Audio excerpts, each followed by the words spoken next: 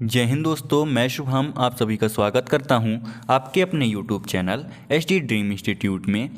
जैसा कि आपको पता है कि SSC GD कांस्टेबल की वैकेंसी आ चुकी है और आशा है कि आप अच्छे तरीके से उसकी तैयारी कर रहे होंगे।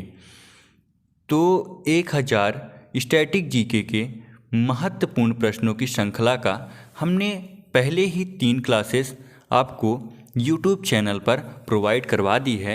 ये आज आपकी चौथी क्लास रहने वाली है।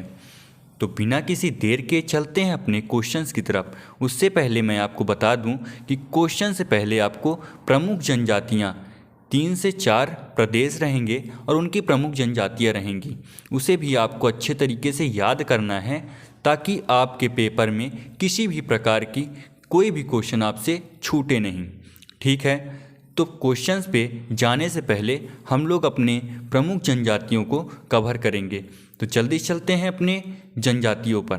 तो सबसे पहले अगर बात की जाए अरुणाचल प्रदेश की, तो अरुणाचल प्रदेश में अबोर, अक्का, बारमास और डफला, गंगलोंग, गलोंग और नाइशी आपकी यहाँ की प्रमुख जनजाति रहने वाली है। इसे आपको अच्छे तरीके से याद रखना है। इसके बाद आंध्र प्रदेश की अगर बात की जाए तो आंध्र प्रदेश में चेंजू, कोचा, जटपा, कोंडा, कपूर, कोलम, कोंडा रेड्डी यहाँ की प्रमुख जनजातियाँ रहने वाली हैं। इसी प्रकार अगर बिहार की बात की जाए तो बंजारा, बेगा, मुंडा, खोंड और भुइया यहाँ की प्रमुख जनजाति रहने वाली है। और थोड़ी सी बात की जाए अब गुजरात की, तो गुजरात की प्रमुख जनजातियों में कथोट, कोटवालिया, टोडिया, बदली और पटेलिया यहाँ की प्रमुख जनजाति रहने वाली है। इस क्वेश्चन का जवाब आपको कमेंट में देना है। किस में देना है? कमेंट में देना है, ठीक है ना। तो क्वेश्चन नंबर फर्स्ट क्या कह रहा है, निम्नलिखित में से कौन सी जनजाति बिहार से संबंधित नहीं है। आपको बताना है कि कौन सी जनजाति है जो बिहार से संबंध नहीं रखती है। और सेकंड क्वेश्चन आपसे क्या पूछ रहा है कि निम्नलिखित में से कौन सी जनजाति अरुणाचल प्रदेश से संबंधित है। निम्नलिखित में से कौन सी जनजाति अरुणाचल प्रदेश से संबंधित है, ये क्वेश्चन का जवाब भी आपको कमेंट में देना है। अब चलते हैं अपने क्वेश्चंस की तरफ। तो क्वेश्चन नंबर फर्स्ट हमसे क्या कह रहा है कि जीवन की मूलभूत इकाई क्या है। आपको बताना है कि जीवन की मूलभूत इकाई क्या रहने वाली है। तो जीवन की मूलभूत इकाई कोशिका रहने वाली है। क्या रहने वाली है? कोशिका इसका एकदम से सही जवाब हो जाएगा। अगर मैं थोड़ी सी कोशिका की बात करता हूँ तो कोशिका सजीवों के शरीर की रचनात्मक और क्रियात्मक इकाई है। क्या है? सजीवों के शरीर की रचनात्मक और क्रियात्मक इकाई क्या है? कोशिका है। चलते हैं नेक्स्ट क्वेश्चन की तरफ। तो नेक्स्ट क्वेश्चन हमसे क्या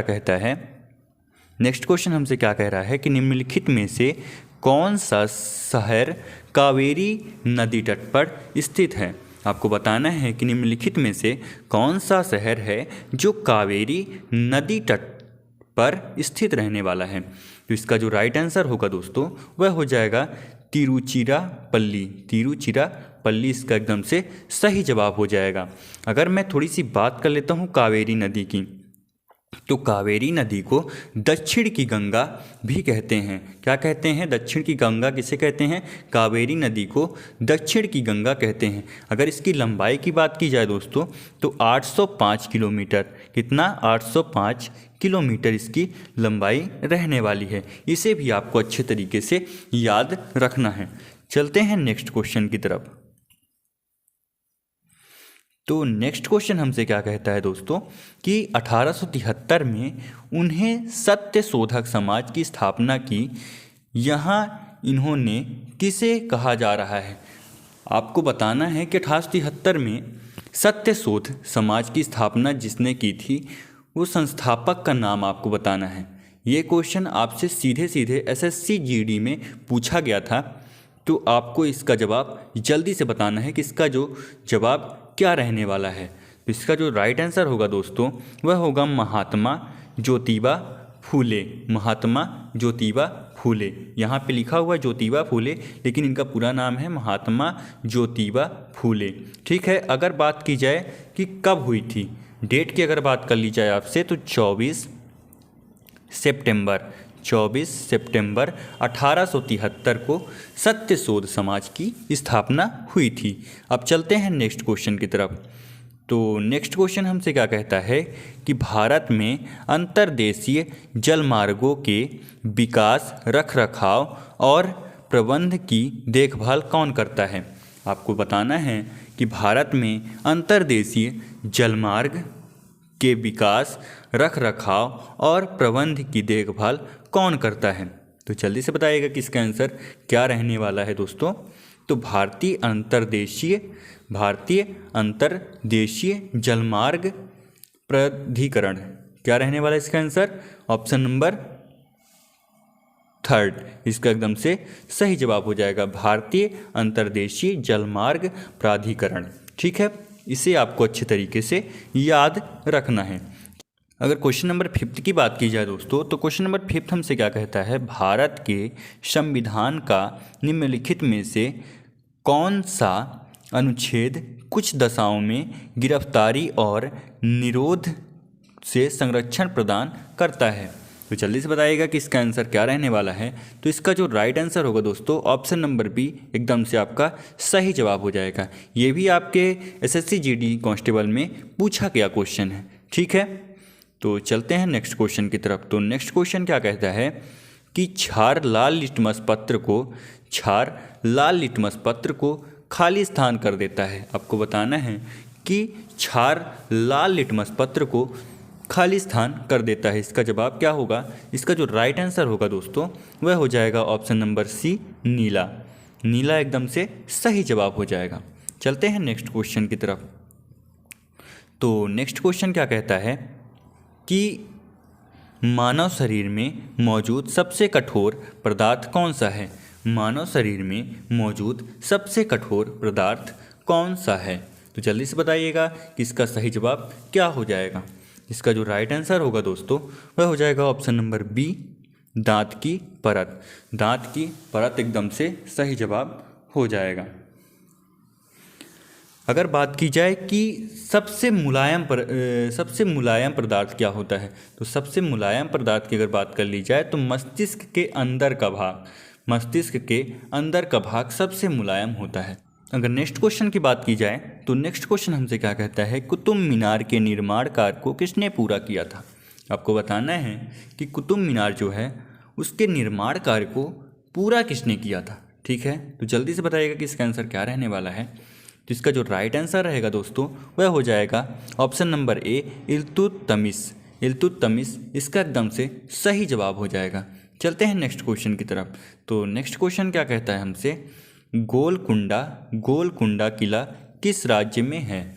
आपको बताना है कि गोलकुंडा किला किस राज्य में है। तो इसका जो राइट आंसर होगा वह हो जाएगा ऑप्शन नंबर ए, हैदराबाद। अगर बात कर ली जाए जयपुर की, तो जयपुर में आपका हवा महल स्थित रहेगा। चलते हैं नेक्स्ट क्वेश्चन की तरफ। तो नेक्स्ट क्वेश्चन हमारा क्या कहता है, तंबाकू की खेती किसके शासनकाल में प्रारंभ हुई थी। आपको बताना है कि तंबाकू की खेती किसके शासनकाल में प्रारंभ हुई थी। तो जल्दी से बताइएगा कि इसका आंसर क्या रहने वाला है। तो इसका जो राइट आंसर होगा वह हो जाएगा जहांगीर के शासनकाल में तंबाकू की खेती प्रारंभ हुई थी। और किसने की थी, पुर्तगालियों ने इसकी खेती प्रारंभ की थी। चलते हैं नेक्स्ट क्वेश्चन की तरफ। तो नेक्स्ट क्वेश्चन हमसे क्या कहता है कि सूर्य की सबसे बाहरी सतह का नाम। आपको बताना है कि सूर्य की सबसे बाहरी सतह का नाम क्या है। तो जल्दी से बताइएगा कि इसका आंसर क्या रहने वाला है। तो इसका जो राइट आंसर होगा दोस्तों, वह हो जाएगा ऑप्शन नंबर ए, प्रकाश मंडल इसका एकदम से सही जवाब हो जाएगा। चलते हैं अपने नेक्स्ट क्वेश्चन की तरफ। तो नेक्स्ट क्वेश्चन हमसे क्या कहता है कि सियाचिन ग्लेशियर को लेकर के किन देशों के बीच विवाद है। आपको बताना है कि जो सियाचिन ग्लेशियर है को लेकर किन किन देशों के बीच में आपका विवाद रहने वाला है। तो भैया ये भारत और पाकिस्तान के बीच ये विवाद चल रहा है। चलते हैं नेक्स्ट क्वेश्चन की तरफ। तो नेक्स्ट क्वेश्चन क्या कहता है कि ऑपरेशन स्माइलिंग बुद्ध किससे संबंधित है। आपको बताना है कि ऑपरेशन स्माइलिंग बुद्ध किससे संबंधित है।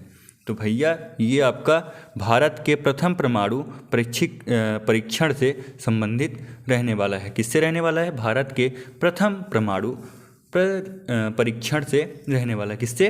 भारत के प्रथम परमाणु परीक्षण से संबंधित है। चलते हैं नेक्स्ट क्वेश्चन की तरफ। तो दुनिया का सबसे अधिक शतक लगाने वाला खिलाड़ी कौन बना। आपको बताना है कि दुनिया का सबसे अधिक शतक लगाने वाला खिलाड़ी कौन बना है। इसका जो राइट आंसर होगा दोस्तों वह हो जाएगा option number D, Virat Kohli. अगर दोस्तों आपको क्लास अच्छी लगे तो अपने दोस्तों में ज़्यादा से ज़्यादा इसे शेयर कीजिएगा। ये दोस्तों आज का लास्ट क्वेश्चन रहने वाला है। तो लास्ट क्वेश्चन हमसे क्या कह रहा है कि हाल ही में विश्व मधुमेह दिवस 2023 कब मनाया गया। आपको बताना है कि हाल ही में जो मधुमेह दिवस मनाया गया है वो कब मनाया गया है। तो जल्दी से बताइए कि इसका आंसर क्या रहने वाला है। अगर बात की जाए 12 नवंबर की, तो भैया 12 नवंबर को विश्व निमोनिया दिवस मनाया जाता है। अगर 14 नवंबर की बात की जाए तो 14 नवंबर एकदम से सही जवाब हो जाएगा। कितना? 14 नवंबर आपका सही जवाब हो जाएगा। विश्व मधुमेह दिवस कब मनाया जाता है? 14 नवंबर को। अगर दोस्तों आपको क्लास अच्छी लगी हो तो लाइक कीजिएगा और शेयर कीजिएगा और कमेंट करना मत भूलिएगा। जितने भी मैंने क्वेश्चन आपको कमेंट में करने के लिए बोले हैं तो उसका जवाब ज़रूर दीजिएगा। मिलते हैं नेक्स्ट क्लास में, तब तक के लिए जय हिंद, जय भारत।